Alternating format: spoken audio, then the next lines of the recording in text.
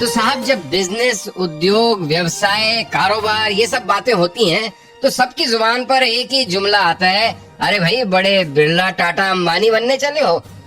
क्योंकि यही कुछ नाम ऐसे हैं जो भारत में कारोबारी जगत के जैसे पर्याय बन गए हैं। जी हाँ, तो हम आज बात करेंगे बिरला समूह के पितामह, बड़े उद्योगपति और साथ ही साथ स्वतंत्रता संग्राम में भी अपना कंट्रीब्यूशन करने वाले एक महान शख्स की, घनश्याम दास बिरला।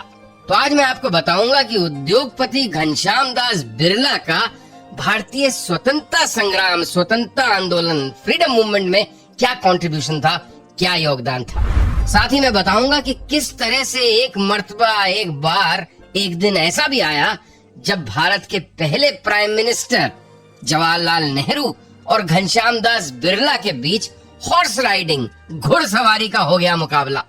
बताऊंगा आपको ये भी कि कैसे उद्योग के साथ साथ विज्ञान और शिक्षा के क्षेत्र में भी घनश्याम दास बिरला का बहुत जबरदस्त योगदान रहा भारत को एक आधुनिक राष्ट्र बनाने की दिशा में। होंगे और भी कई दिलचस्प और प्रेरणादायक किस्से घनश्याम दास बिरला जी के जीवन से जुड़े हुए।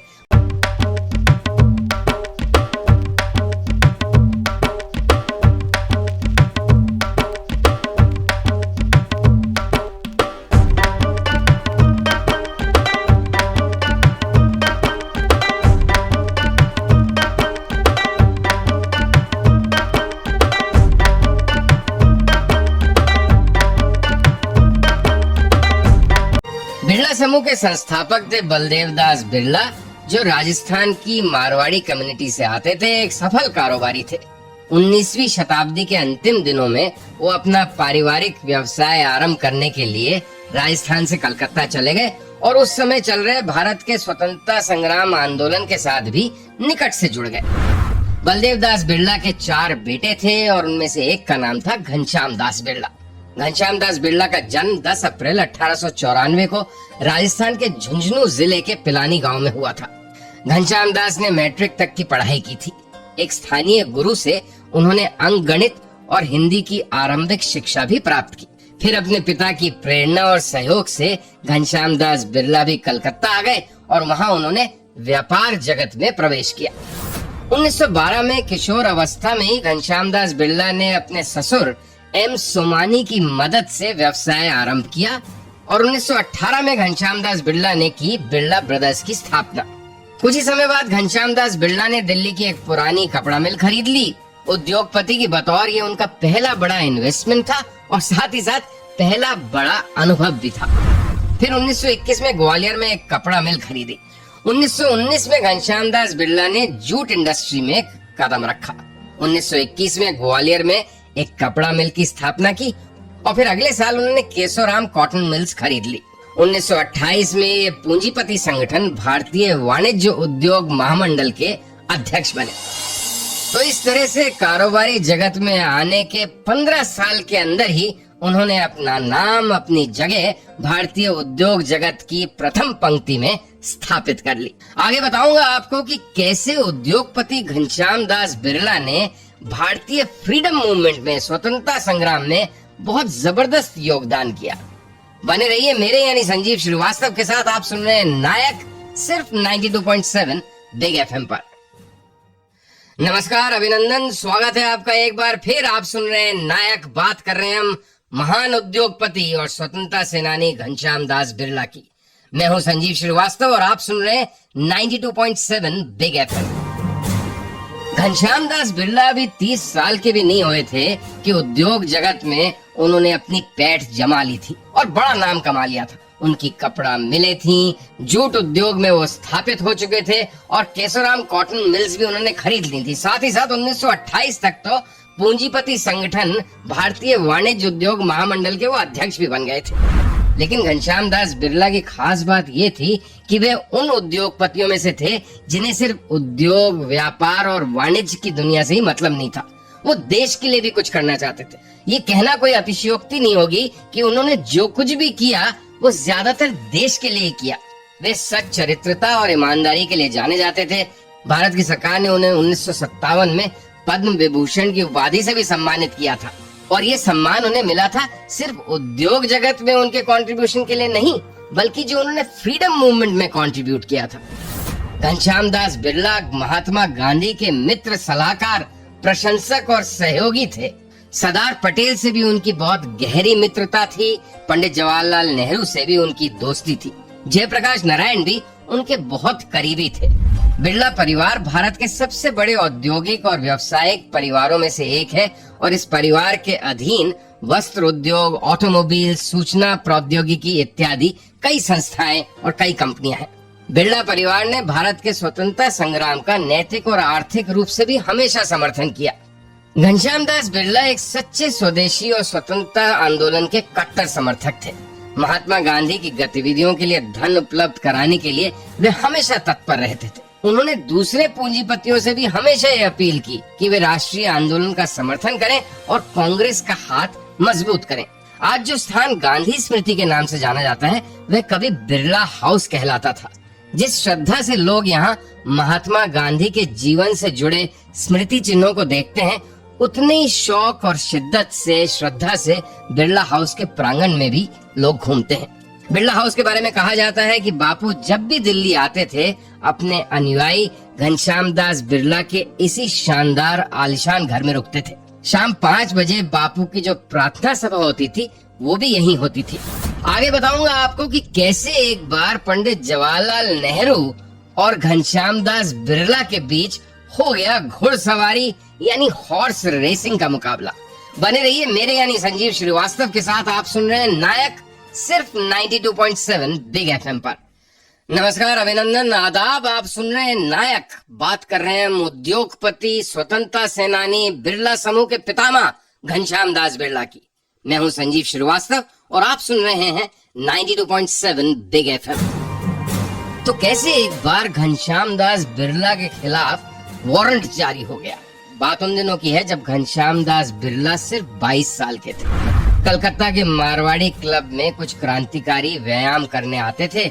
उनसे बिरला जी की भी कभी कभार भेंट हो जाती थी।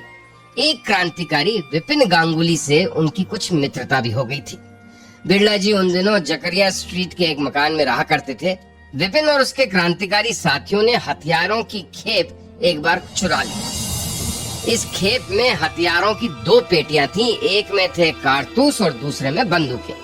बंदूकें तो क्रांतिकारियों ने आपस में बांट ली, लेकिन कारतूस की पेटी उनकी समझ में नहीं आए कहाँ रखें। तो ले जाके उन्होंने कारतूस की पेटी रख दी घनश्याम दास बिरला के कमरे में। कुछ दिन बाद क्रांतिकारियों ने कारतूस की वो पेटी वहाँ से हटा के कहीं और भेज दी। बाद में जब पुलिस को इस बात की भनक लगी कि कारतूस की पेटी कुछ दिनों तक बिरला जी के कमरे में रही थी, तो घनश्याम दास बिरला के नाम पर भी जारी कर दिया गया गिरफ्तारी वारंट। राजस्थान के स्वतंत्रता सेनानियों की ग्रंथमाला के लेखक डॉक्टर रामधरीन सैनी ने लिखा है कि घनश्याम दास बिरला इस दौर में कुटकमंड में थे। जब उन्हें वारंट की सूचना मिली तो वे वहाँ से नाथद्वारा चले गए और फिर वहाँ से राजस्थान में अजमेर के पास पुष्कर, वहाँ जाके वो अंडरग्राउंड हो गए, भूमिगत हो गए और वापस कलकत्ता तभी आए जब ये वारंट रद्द हो चुका था। बात पुरानी पड़ चुकी थी। दूसरा किस्सा नेहरू जी के साथ उनका हॉर्स राइडिंग कंपटीशन का है। एक बार नेहरू जी की शोभा यात्रा घोड़ों के साथ निकल रही थी। इस शोभा यात्रा में नेहरू जी के साथ साथ उद्योगपति घनश्याम दास बिरला भी थे। दोनों घोड़ों पर सवार थे और साथ साथ चल रहे थे। लेकिन बार बार घनश्याम दास जी अपने घोड़े को लेकर आगे निकल जाते। नेहरू जी बार बार उनसे रिक्वेस्ट करते, अनुरोध करते कि अरे भाई मेरे साथ साथ चलो, लेकिन थोड़ी देर में देखते कि घनश्याम दास बिरला का घोड़ा फिर आगे निकल गया। बार बार कहने पे भी जब घनश्याम दास बिरला नहीं माने तो गुस्से में नेहरू जी चिल्लाए, तो घनश्याम दास फिर तो हॉर्स रेस हो ही जाए घोड़ों की दौड़। लाई उन्होंने अपने घोड़े को एक एड़ और फिर दौड़ते हुए उनका घोड़ा ये देख घनश्याम दास बिरला एक घोड़े को पीछे छोड़ आगे निकल गया। बताऊंगा आपको कि कैसे एक तरफ तो फ्रीडम मूवमेंट में शामिल होकर स्वतंत्रता संग्राम के बड़े हस्ताक्षरों के साथ कंधे से कंधा मिलाकर चलने वाले घनश्याम दास बिरला ने इसी दौर में अपने बिजनेस एम्पायर की नींव रखी और उसे बना दिया भारत का प्रथम पंक्ति का बिजनेस हाउस इंडस्ट्रियल ग्रुप।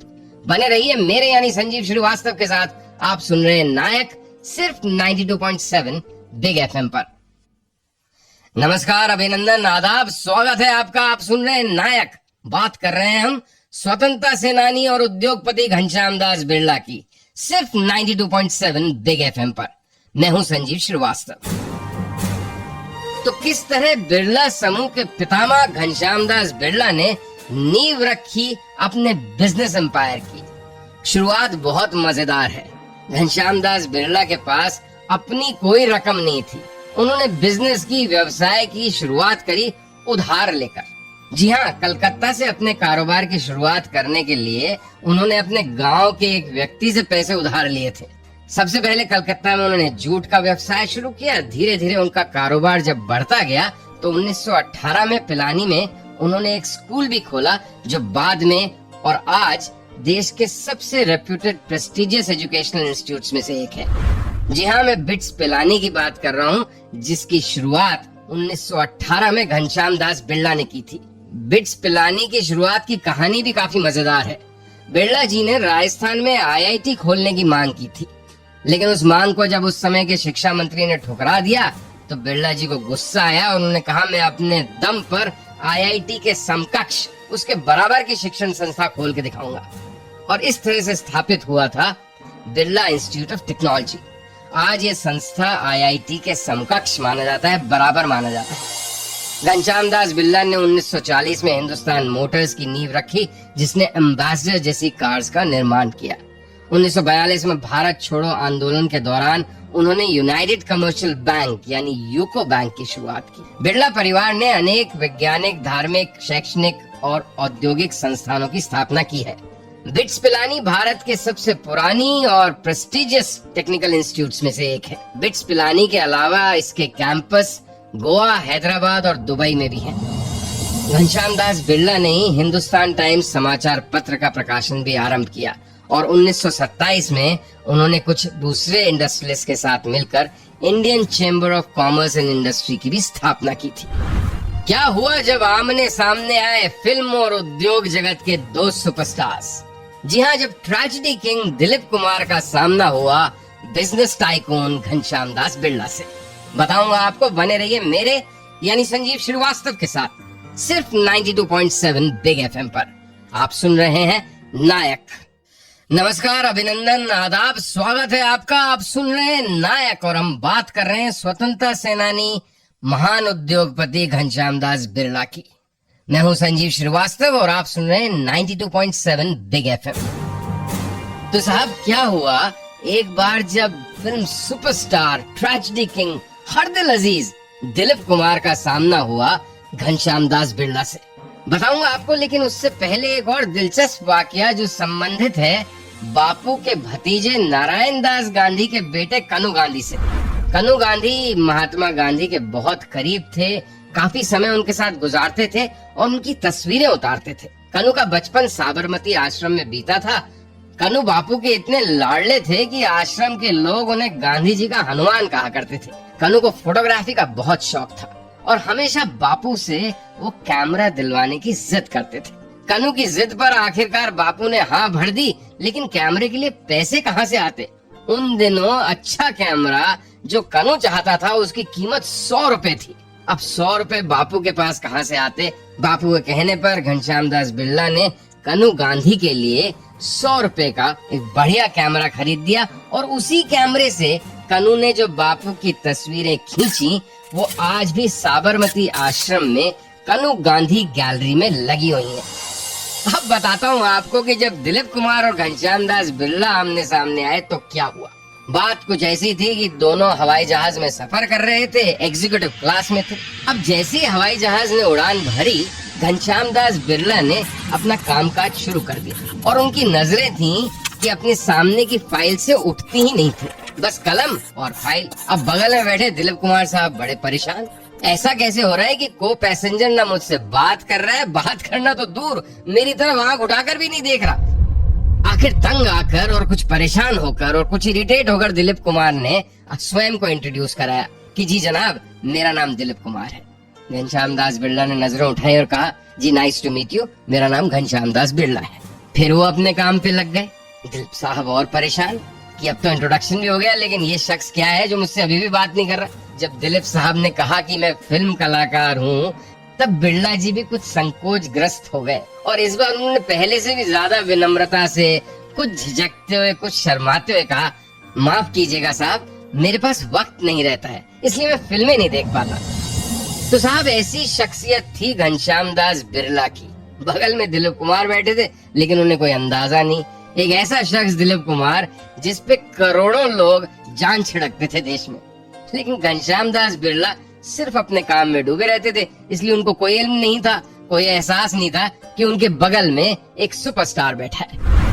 बताऊंगा आपको आगे कि ऐसा क्या लिख दिया एक खत में अपने बेटे को घनश्याम दास बिरला ने कि वो दुनिया के सबसे हिस्टोरिकल पत्रों में से एक आज भी माना जाता है। बने रहिए मेरे यानी संजीव श्रीवास्तव के साथ। आप सुन रहे हैं नायक, बात कर रहे हैं हम घनश्याम दास बिरला की, सिर्फ 92.7 बिग एफएम पर। नमस्कार, अभिनंदन, आदाब, स्वागत है आपका। आप सुन रहे हैं नायक, बात कर रहे हैं हम स्वतंत्रता सेनानी और महान उद्योगपति बिरला समूह के पितामह घनश्याम दास बिरला की। मैं हूं संजीव श्रीवास्तव और आप सुन रहे हैं 92.7 बिग एफएम।